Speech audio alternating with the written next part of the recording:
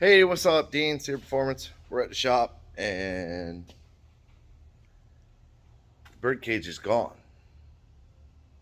But he did bring a turntable. So it's actually a dual turntable. There's a big table that sits out here, that turns, and then that little table right there also turns. So you can make them turn in opposite directions, but then that also lifts. Um, so he brought this in. This is another project that we built for him. Basically, it's like a lift table that we used these electric rams on. I need to turn. Oh, I'm trying to point behind the camera, but we use these electric rams, actuators, I should say, electric actuators on to force the table up and down. That table came with like a pump shock underneath. Um, and you would foot pump and lift it and it had a handle and all that good stuff. But we converted it. There's actually a second half of the table that he's bringing down. This particular project will be in a big theme park, which is freaking awesome. But till he gets here, I'm working on this. So you notice there's some wires missing. Quite a few wires missing now. I went through yesterday and amazingly there's like no F-body diagrams out there. So or there are, but not all of them are exactly what I needed, whatever. So I ended up finding out which wire I needed for the starter, which was actually a lot simpler than I thought. So this bundle basically ran to that side and had two, they're like C100, C200, something like that, plugs that run into the ECU. So these are basically all ECU. So a lot of them are like AC, cruise control, which I believe the car has cruise control. Does. Yep, it does. It has cruise control. So a lot of those will function for the cruise control. But being that it has an ECU, a body control module, VAT security originally has like the chip key and everything. You have to bypass that system. So we still want the function of the BCM so that all the other, whatever it controls, works. So I took the clutch safety switch off, made sure that was getting power and key on, which it was. So it's feeding power through the clutch. He has it zip tied down. I'll most likely use that clutch safety as a neutral safety, which I have to just run those two wires over. Not a big deal. But I just plugged it back in for now. And then doing the Escalade, which is funny, that's an 06, this is a 2000. I know I triggered my starter with a yellow and black striped wire.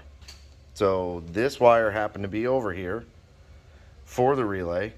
So I look at the bottom of the relay and I have the 12 volts coming from the key to trigger the relay.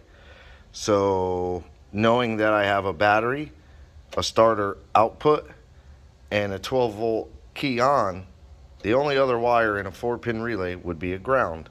So the BCM sends the ground signal over, or the ECM, whichever, I think it's the ECM, sends the ground signal through this yellow with a black stripe to trigger the relay. So I took and just wrapped it around this nut, the nut for the little ground. This was a ground that came off one of the parts I took off, I don't remember. But this was a ground for it. So I just wrapped it on there, touched the key, everything worked. So super cool. So then I kind of figured out in my head, you got fan 1, 2, and 3 here. So the two fans, he's running two fans in the front, two pusher fans. They're all wired in already. So the two triggers would normally go to the ECU. So I had already labeled fan 1, 2, and 3 hanging out here. So for me, I'm going to trigger the fan 1 and 2 through the ECU. We're just going to do it at a set temp. We're going to trigger them both off of one output. You get limited outputs on the ECU. We do have an expansion pack, but I'd rather not burn up a whole bunch of outputs triggering fans at separate temperatures. So we'll trigger both fans at a set temperature, maybe like a 195, go off at 185, somewhere around there. Fan 3, I was like, we don't need a fan 3, but we do have a transmission cooler in the back with a fan. So I've already got those wires up inside the cab of the car through the back where I put all the battery cables and everything. So my idea is to take the trigger wire, which I already did it. You can see this harness. You can't really see it. Cool. There's no flash? What the hell? What the? Man, I'm terrible with this thing. This harness right here, I loomed it all the way down. So I've got the 3 fan wires right there. There's 2 blue and a green. So fan 1, 2, and 3. I've got ECM ignition and then starter ground. They come up, starter ground splits out. It's heat shrinked here, runs along, over, through the firewall. So I've already fed everything in and also across the car. There's a big loop over there. But I took this yellow and black, which is our trans brake input and our bump input. So I took these and I stuck them right here for now because we're going to use the buttons on the shifter. And those are these yellow and whites. Doesn't matter which way they go. It's just going to be a ground trigger. Then, like I said, I have to take the neutral safety switch from here, run it up to the clutch safety switch. Then I'm done under here. I'll tie everything up, zip tie it, make it look better. I don't know if I have that panel there. Don't see it here. I may or may not have the panel that sits under here. I'm sure he has it or can get it. A while back, I had already taken the gauge cluster out. I got bored one day, so I went ahead and traced his factory gauges. They're somewhere right there. I basically traced that whole panel out onto a piece of aluminum and put it in. It'll bolt in. I'm just leaving it because I think when he decides to do a screen, we're going to space that out a bunch to make up that gap there and bring the screen farther out and give it more of a flush look. And you can see the panel's cut pretty straight. It looks like it has a curve, but it's actually pretty straight. If you lay that on a flat table, it's pretty close to being straight. So I'm probably going to tilt the bottom of the panel out to make up the gap. Maybe just bring the top of the panel out, an inch. This isn't in all the way either, so the gap's not that big. So I got that done, that done. All the A-pillar gauges work. They work off of the light switch. So all those come on. The air fuel comes on when you turn the key on. I did blow the fuse, which he hooted and hollered, I won $25. But this is more of an accessory piece. But I blew this fuse right here yesterday as soon as I hit the starter. It's a glass fuse, so I haven't popped it out yet to check what size it is. But I will put that back so that I can connect all of these to it. But for now, I put the battery cables in the box right on top of the battery. That's done. We got power back to the car. Then this is my harness that I made. I basically made it outside the car. And it's got these wires here. This is fan 3. This is fan 1 and 2. ECU, power. And then these 2 are our trans brake and bump. I already brought all the 2 inputs and the output over.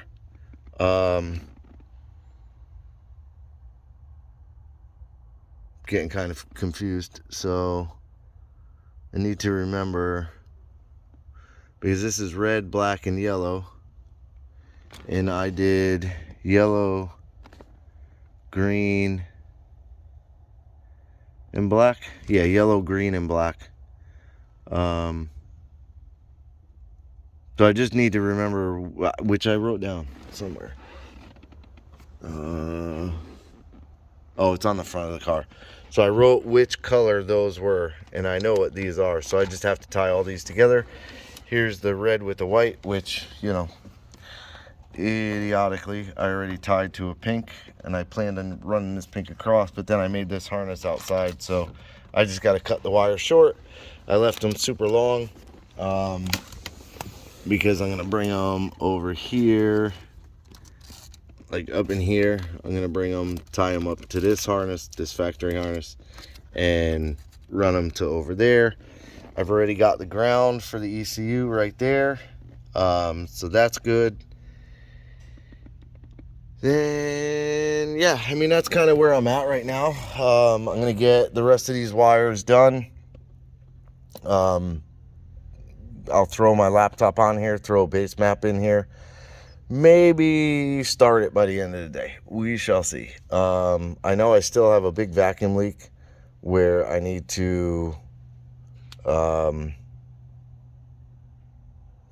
think there's an extra hose, but I might have used it for the map.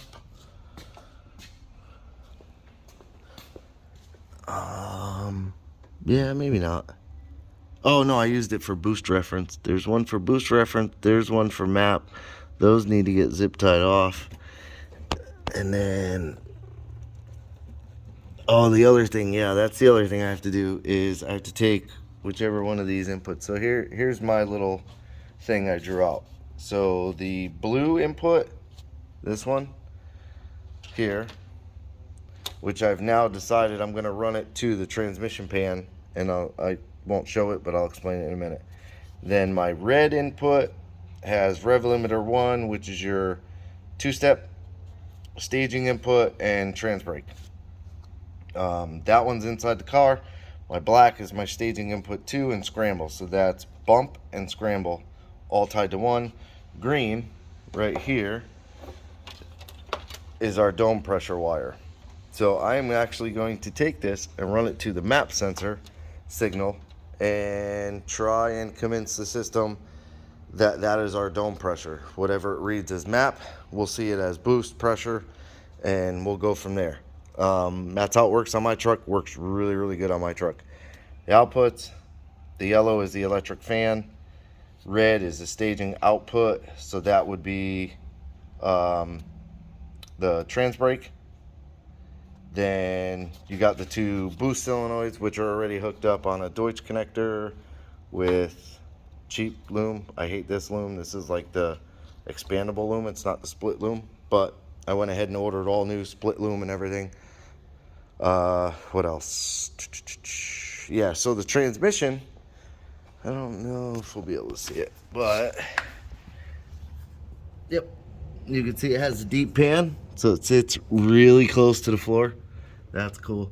But right there is the sensor for the transmission fluid. So I'm going to run the blue one, I believe. Yep, the blue one will run down to the transmission pan, and that way the Holly will actually see trans temp. We just have to set it up with the ohms on that sensor, which that's an autometer sensor. So I believe they have it right online. They have their whole ohm chart online. The rest of these wires just basically need to trim them back and cap them off real good. And we're good here. So yeah, I mean, I'm going to jump on that. It's getting a little long-winded. But I'm going to go ahead. I'm going to jump on the rest of those wires, get those done, finished, and throw the laptop on it, get it programmed in. Hopefully I can get all that done before Daniel shows up, and we'll be back. Alrighty, so I have been murdering myself, chasing my tail, running in circles a little bit here, sidetracked. Yep, as soon as I stopped, Daniel brought the other half, brought another piece. This is enormous. I got to get it in here somehow, some way.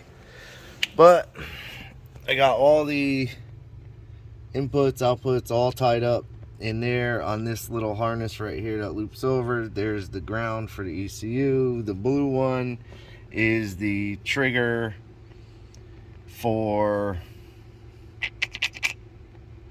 the transcooler fan. This will be the trigger, so this will go to the expansion pack, which we have here. Which we've got here. So it's 554-165 and 554-166. I don't know why there's two part numbers. So this is 165. I think 166 comes just the module maybe or something. I can't remember. But it's pretty nice. I like it. I like it a lot. So that's basically the module. It's the size of your hand, a little bit smaller than the size of my hand. Then they give you the input and output harness to tie everything into, a ton of wire, the little crimp pins, terminal plugs to put into the backside on the unused ones, and then there's the CAN cable is in there built into it, so the harness will have all the power and ground connectors, like terminated already. I don't see them, but I know they're there. So you got that. I lost it. There it is. You got that. We'll connect the transmission trigger to one of the outputs on that. It'll be a negative trigger. That goes over to that relay. And what I found was, and it was weird, I did fire the car up. I had to put the fuse in the lid, but I got the fuse in the lid, but before I did that, I just connected all the wiring direct to the terminals, except for that green one. I can't remember what that green one's for, which is weird to me that I don't remember, but it's for something, and I'll figure it out. I just gotta kind of poke my head under the car and remember what it's for. I dumped in a base map based off of his map sensor and 24X, 5.3, Snake Eater 150s, 143s, whatever you want to call them. That's his map back there, the Bosch 0261 230 119. It's a 3-bar map sensor. So I plugged it in. I just kind of want to see where it was at, so I turned it over, fired it up. It came up to temp pretty quick, which lets me know there's not a lot of fluid in it, in the radiator. So I smashed the jack under it, cranked it way up in the air, dumped quite a bit of coolant in it, got that all topped off. It settled around like 165. So I triggered the fans to come on at like 160, I think. I triggered them to come on first, and I was only getting the one fan. Now, he says both worked, and it's not that I don't believe him, and there's a reason why, but this fan did not work. So this is fan 1, fan 2, how I wired them. Well, fan 3 is just a fan 3, and that's the one that I'm triggering to go to the back, but it had a different relay in it. This relay here. So it's a 5-pin relay. So I think what that relay was doing was transferring ground to this gray wire, and this went to that fan. So the fan, this is essentially the power feed to fan 3. That's why it's a big, thick gauge. And the only way I found that was I looked under the fuse box, and it was a white and a gray, I believe. No. Gray and a blue wire. So the gray was actually tied to the blue because he's reverse rotation on the fans. So the gray was tied to the blue. You can kind of see it in the connector there, kind of, sort of. Yeah, you can see that one's gray, that one's blue, and then they flop, gray, blue. So that's how they reverse the polarity. But I pulled the box up and noticed the blue one was going to fan 1, and the gray one is going to fan 3. So I think what was happening the entire time is this 5-pin relay was transferring ground to that feed. But so if it worked, but it's not right. So I took it off.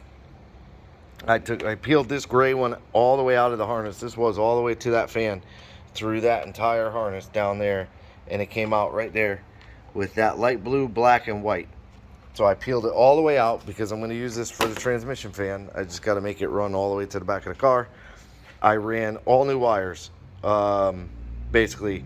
So I took the 2 grounds from the fan, tied them together, took individual powers to the fans. So now they're direct wired. There's no plug, which kind of sucks. But I thought originally the fan was fried. I took it off, stabbed it on a battery, and it turned on. And I was like, what the hell? So that's how I ended up tracing through the wires. But I got it.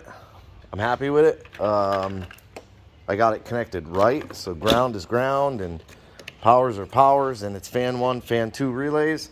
So it's simple. We know that this is this is fan 1 and that's fan 2. Pretty simple. If something goes wrong, it'll be in this circuit right here. Possibly something from the Holly, but that's one wire because they trigger at the same time. I didn't really play with it too much. I just kind of idled it for a minute.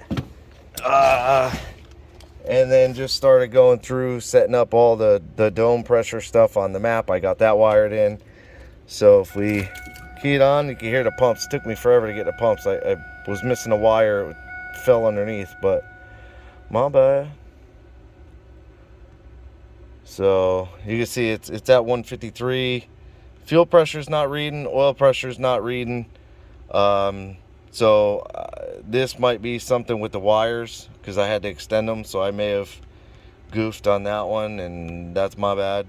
But the oil pressure, I'm gonna assume it's a sensor. So I'm kind of happy he's got these gauges over here because we don't need the lights. You just turn the parking lights on and it feeds us. Fuel pressure right now is at 21. It's dropping like they always do. Oil pressure is at 0, but so we got map at 98. Dome pressure is reading 15. Coolant, IAC, air fuel. Okay, so let's see. It's not cold, but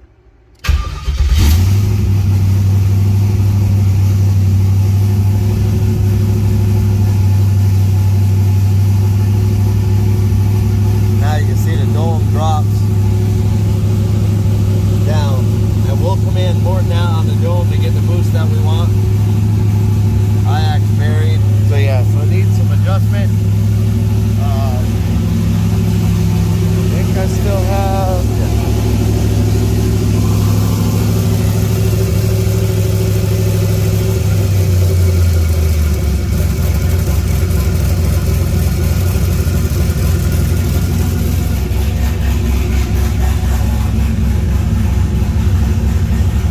Still got no IAC, but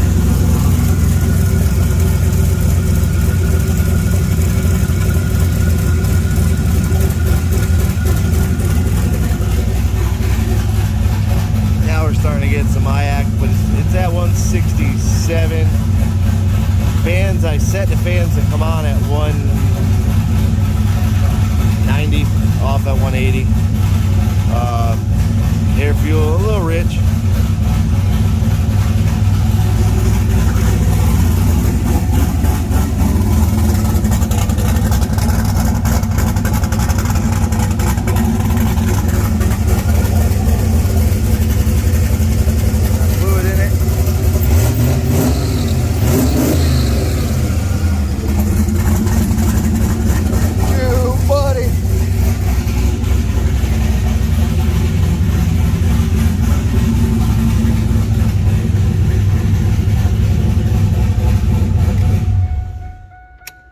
So yeah, I'm gonna wrap up by tomorrow. Actually, I'm gonna get pretty much more or less everything I can wrapped up.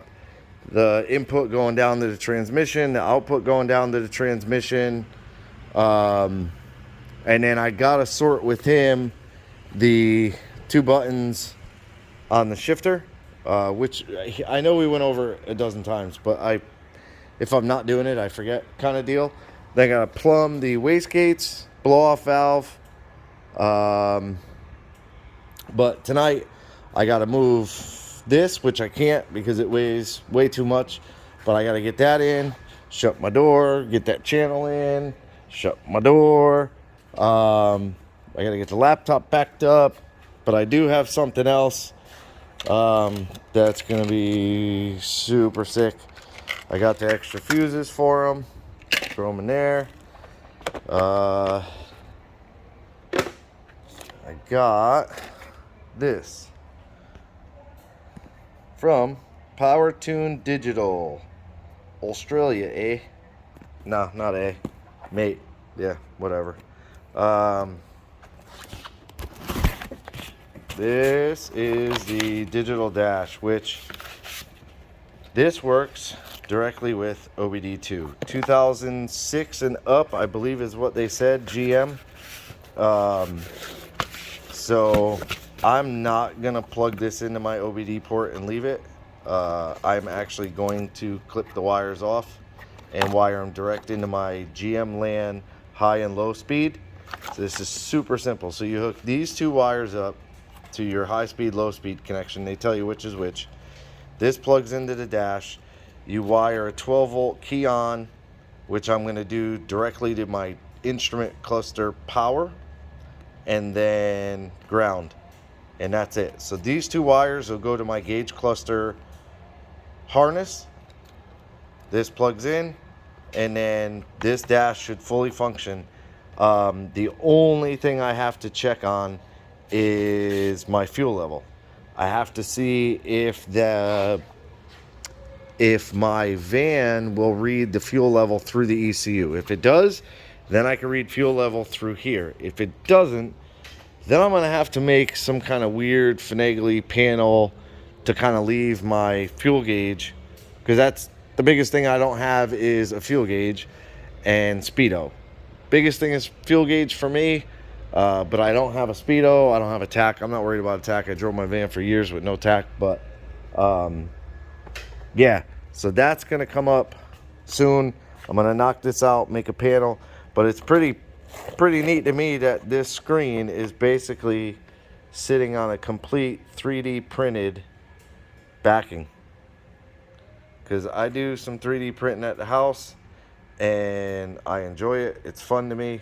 So that was pretty cool to see it, and it's nice and light, and this thing is like super customizable, kind of a lot along the line of a Holly.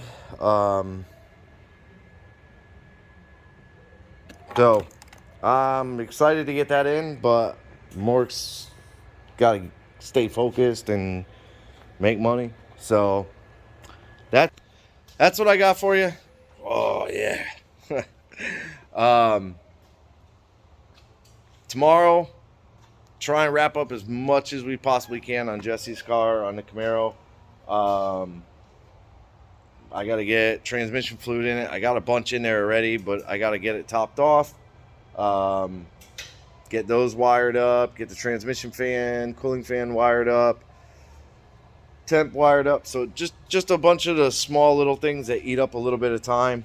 Get the rest of the interior back in it, and then send it out the door for this time, and then he'll come back. They always come back.